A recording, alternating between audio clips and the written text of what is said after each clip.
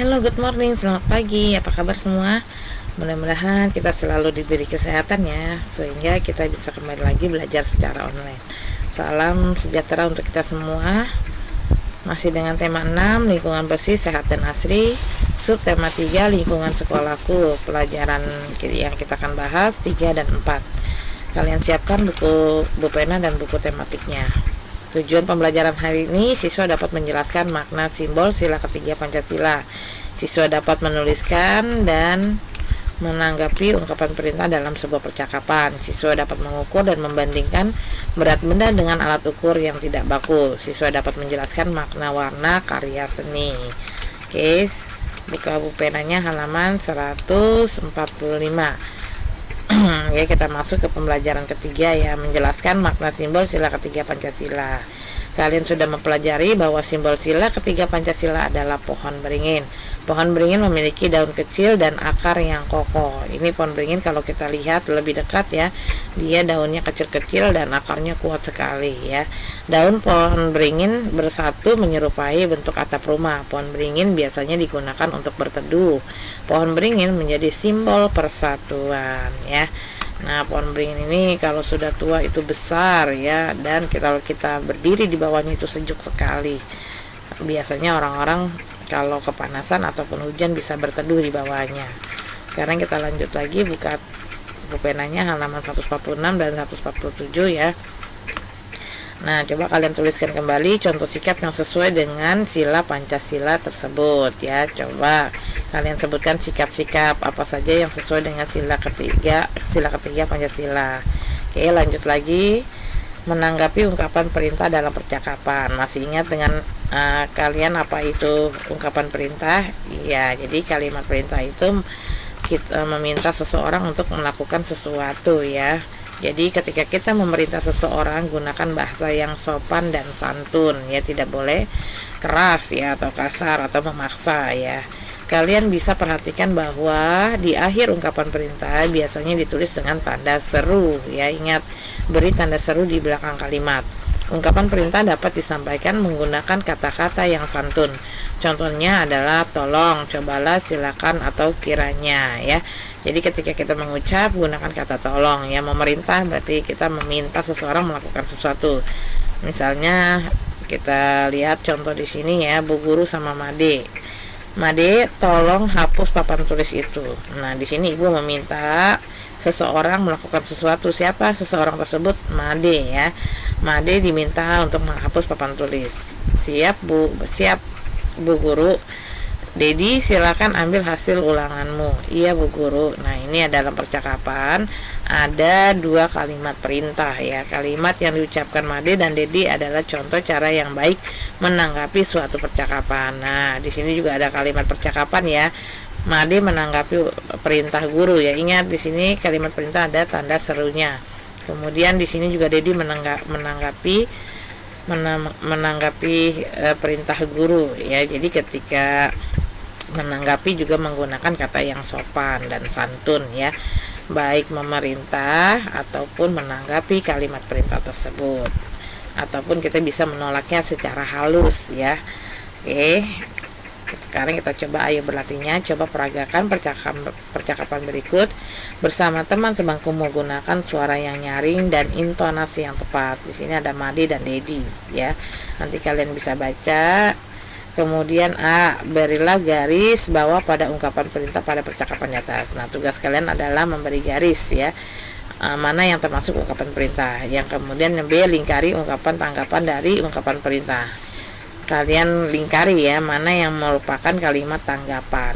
Yang kalimat perintah kalian beri garis, kemudian yang ungkapan tanggapan kalian lingkari. Ini tidak perlu kalian praktekkan ya. Praktekkan ini tadi ya, percakapannya itu tidak perlu dipraktekkan, kalian isi saja bagian A dan bagian B. Sekarang kita lanjut, mengukur dan membandingkan berat benda dari alat ukur tidak baku. Ingat kembali cara mengukur dan membandingkan berat benda yang telah kamu pelajari. Untuk menentukan berat suatu benda, kita dapat menggunakan benda lain. Perhatikan gambar berikut. Nah, kalau kita kemarin kan semester kemarin ya, kita sudah belajar membandingkan mengukur panjang benda dengan satuan tidak baku ya, misalnya jengkal ya, hasta, kemudian ada depa dan lainnya. Sekarang kita coba mengukur berat suatu benda dengan satuan yang tidak baku. Nah, satuan yang tidak baku maksudnya apa? Ya, jadi kita mengukur dengan benda-benda lain yang lebih kecil dari benda yang akan kita timbang. Misalnya di sini kita ukur satu pepaya ini dengan 5 apel. Ternyata berat satu pepaya sama dengan 5 apel. Nah, ini adalah satuan tidak baku. Bolehkah kita ganti apelnya pakai salak atau jeruk? Boleh, karena di sini kita mengukur benda dengan satuan yang tidak baku, tidak tetap ya. Kalian boleh ganti ya dengan benda-benda lain yang lebih kecil dari pepaya ya. Nah, kita lihat lagi yang kedua, berat semangka. Kita bandingkan dengan 8 apel. Ternyata berat semangka sama dengan 8 apel ya. Kita lihat lagi Bu Pena halaman 148 dan 109. Karena 5 apel kurang dari 8 apel, maka satu pepaya lebih ringan dari satu semangka, atau satu semangka lebih berat dari satu pepaya. Nah, dari hasil timbangan yang tadi ya di halaman 147 ya. Karena di sini pepaya 5 apel, di sini semangka 8 apel, maka semangka lebih berat daripada pepaya. Pepaya lebih ringan dari semangka ya. Ini tapi kalau kita membandingkan harus satuannya harus sama nih, satuan tidak bakunya apel dengan apel. Kalau di sini apel, di sini jeruk. Nah, ini tidak bisa kita bandingkan. Oke, paham ya? Mudah-mudahan kalian paham. Sekarang kita coba, ayo berlatih. Lengkapilah kotak dengan benda-benda berikut, lalu isilah titik-titik dengan lebih dari atau lebih ringan dari. Kita lihat di sini nanas. Berat nanas ada berapa? Iya, 3 jeruk. Kalian tulis di sini 3 jeruk ya. Kemudian di sini ada mangga. Mangga berapa jeruk? 2 jeruk. Ini satuannya sudah sama ya, jeruk sama jeruk. Baru kita bandingkan.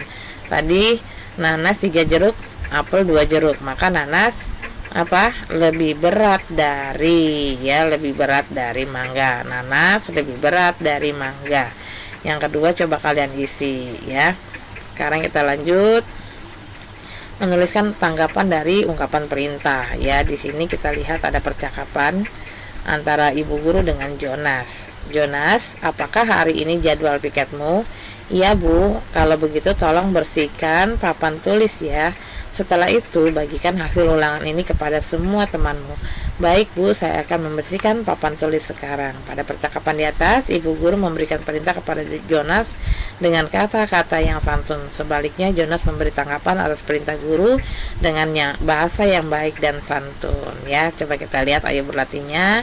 Tulislah tanggapan yang baik dan santun dari setiap ungkapan perintah berikut. Nah, tugas kalian adalah menuliskan tanggapan, ya, tanggapannya saja. Tolong ambilkan semua buku itu. Coba kalian tulis di sini tanggapannya, ya, baik atau apa, ya. Kemudian cobalah untuk tidak terlambat lagi. Oke. Nah, jadi setelah menanggapi harus ada keterangannya, ya. Kemudian silakan berbaris dengan rapi. Ya, ini kalian isi 1 sampai 6. Sekarang kita lanjut lagi ke halaman 150 dan 151. Menjelaskan makna warna karya seni. Tanah liat termasuk salah satu bahan yang cocok digunakan sebagai bahan kerajinan. Hal ini karena tanah liat mudah dibentuk. Tanah liat juga mudah didapatkan. Ingat, tanah liat adalah termasuk bahan lunak ya. Kalau kemarin kita gunakan adalah lilin plastisin ya, sama lilin plastisin dengan tanah liat karena sifatnya yang mudah dibentuk. Jadi bahan lunak itu sifatnya mudah dibentuk. Sebelumnya kamu sudah tahu cara membuat topeng hiasan dinding dari tanah liat. Topeng tersebut akan terlihat lebih indah dan menarik jika dihias menggunakan cat warna-warni. Topeng dapat menggambarkan sifat manusia. Ada topeng yang terlihat lucu, pemberani, menyeramkan, atau ramah. Untuk menggambarkan sifat-sifat tersebut, biasanya digunakan warna-warna tertentu pada topeng. Misalnya kita lihat ya, topeng hiasan dinding kan sudah kalian lihat ya, di situ ada warna merah, kuning ya, putih, hitam. Nah, itu memiliki arti. Oke, coba kita lihat di sini. Topeng berwarna merah menggambarkan sifat berani. Wah, ini menggambarkan sifat ya dari topeng-topeng yang telah dibuat dan diberi warna. Kemudian ada topeng berwarna putih menggambarkan tokoh yang kesatria dan suci. Ada topeng berwarna hitam menggambarkan tokoh yang bijaksana. Jadi bukan sembarangan memberi warna ya, karena di situ mengandung sebuah arti. Oke. Ingat, merah berani, putih kesatria yang suci, hitam bijaksana. Sekarang kita lihat latihannya. Jelaskan mengapa topeng yang telah kita buat perlu diberi warna. Kenapa diberi warna? Supaya apa? Kalian jelaskan. Jelaskan alasan tanah liat dapat digunakan untuk membuat karya seni. Nah, jelaskan sifat-sifatnya tadi ya. Jelaskan beberapa arti warna. Coba kalian sebutkan lagi warna yang sudah kalian pelajari. Sekarang kita masuk ke pembelajaran tematiknya ya, 1F halaman 66 dan 67. Perhatikan percakapan ya, nanti kalian bisa baca. Jadi, apa yang sebaiknya Tony dan Dito lakukan? Tuliskan kalimat ajakan yang sebaiknya diucapkan oleh Dito. Tuliskan pada balon kata tersebut. Menurutmu siapa yang harus bertanggung jawab menjaga kebersihan sekolah? Ya, nanti kalian coba isi. Oke, kita lanjut lagi. Di sini halaman 67 ya, petugas kebersihan di sekolah Nina tidak masuk karena sakit. Lingkungan sekolah menjadi kotor. Sekolah menjadi tidak nyaman. Para siswa pun bekerja sama membersihkan lingkungan sekolah. Ada yang menyapu halaman, membuang sampah, bekerja sama tanpa membeda-bedakan. Nina dan teman-teman memiliki rasa persatuan. Dalam menjaga lingkungan sekolah, sikap tersebut merupakan contoh pengalaman sila ketiga Pancasila ya. Jadi membersihkan kelas, sekolah bersama-sama merupakan sikap yang sesuai dengan sila ketiga Pancasila ya, bersatu untuk satu tujuan. Kita lanjut lagi tematik 1F. Di sini ada percakapan ya. Nah, nanti kalian bisa baca sendiri di rumah ya. Dalam sebuah percakapan ada ungkapan kalimat perintah ya. Kemudian ada tanggapan juga. Sekarang kita lanjut ke 69. Nina dan teman membersihkan kelas. Tony dan Made harus bekerja sama untuk memindahkan berat benda ya, benda yang berat, misalnya menggeser meja. Benda-benda di kelas mempunyai berat yang berbeda. Kita dapat mengukur berat benda dengan timbangan yang sederhana. Ayo mengukur berat benda di sekitarmu. Mula-mula buatlah timbangan seperti gambar. Masukkan dua benda. Nah, ini adalah contoh ringan ya. Kita buat sebuah timbangan dari kantong plastik kresek ya. Kemudian dari penggaris ataupun gantungan di rumah juga bisa ya, gantungan baju. Nah, itu nanti kalian sangkutkan kanan kirinya dengan kantong plastik dan masukkan benda-benda yang kalian akan timbang. Ini bisa kalian lakukan di rumah. Oke, lanjut lagi ya ke halaman 70 dan 71. Sekarang kita lihat, ayo berlatihnya. Beri tanda checklist pada cara menanggapi perintah yang santun. Mana ya cara menanggapi perintah yang santun ya, beri tanda checklist ya.